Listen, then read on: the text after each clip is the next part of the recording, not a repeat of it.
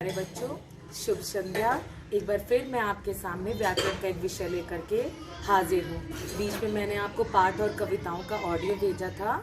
अब मैं फिर से अपने व्याकरण पर फोकस कर रही हूँ। प्यारे बच्चों, अब अनलॉक 1 शुरू हो गया है, लेकिन हालात अभी भी इतने सुधरे नहीं कि हम स्कूलों को खोल सकें। तो हमें अपने घर से पढ़ने की प्रक्रिया को जारी रखनी पड़ेगी।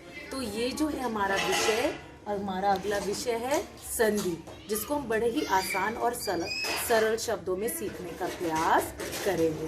संधि नाम से ही स्पष्ट है, मेल या मिलाप। वर्णों के मेल से होने वाले विकार या परिवर्तन को संधि कहते हैं। वर्णों या ध्वनियों के मेल से होने वाले विकार या परिवर्तन को संधि कहते हैं। जब तक ये विकार या परिवर्तन अर्थात बदलाव नहीं होगा, तब तक यह संधि नहीं कहलाएगा। जैसे अ जमा ई ए, नर जमा इंद्र नरेंद्र। नर में अ और ये छोटी ई मिलाकर के ए हो जाता है, जिसको हम नरेंद्र कहते हैं। उसी प्रकार से हम देखें, विद्या जमा आलय क्या हो जाएगा? विद्यालय। ठीक है। इसी प्रकार हम देखते हैं कि दो वर्णों के मेल या उससे होने वाले विकार या परिवर्तन को संधि कहते हैं।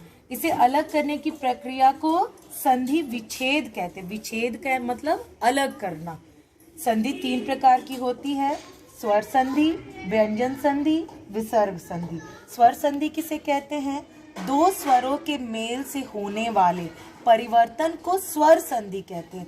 एक बार थोड़ा सा स्पष्ट कर दूं, स्वर किसे कहते हैं? स्वर जो अ आ ई उ री ए ओ औ, जो बिना किसी अन्य वर्णों की सहायता से बोले जाते हैं, उसे स्वर वर्ण कहते हैं।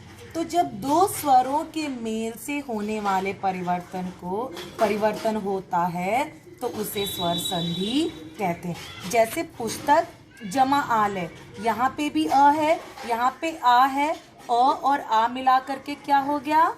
आ, पुस्तकालय। ठीक है। दिन जमा अंक, यहाँ पे भी अ है, यहाँ अंक है, मिला के क्या हो गया? दिनांक। स्पष्ट है बिल्कुल। इसके बाद व्यंजन संधि। व्यंजन वर्ण किसको कहते हैं? जो स्वरों की सहायता से बोले जाते हैं। व्यंजन, अब हम देखेंगे व्यंजन संधि। स्पष्ट है व्यंजन वर्ण किसे कहते हैं? जो स्वरों की सहायता, जैसे क ख ग घ अंग च छ ज झ इ ट ठ ड ढ अण त थ द ध न प फ ब भ म य र ल व तलाबेश मूर्धन्य स ह क्षत्र ज्ञ आदि। ठीक है। व्यंजन के बाद स्वर अथवा व्यंजन आने पर उनमें जो बदलाव या परिवर्तन होता है, उसे व्यंजन संधि कहते हैं। जैसे दिक जमा गज दिग्गज, सत जमा आचार सदाचार। यहाँ पे जब हलंत लगाते हैं तो इसमें से स्वर खत्म हो जाता है, तो क जमा ग दिग्गज।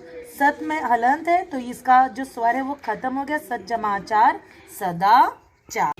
अगला संधि है विसर्ग संधि। विसर्ग जिसमें हम बिंदी करके डॉट करके लगाते हैं और जिसका उच्चारण ह की तरह होता है। विसर्ग संधि क्या है?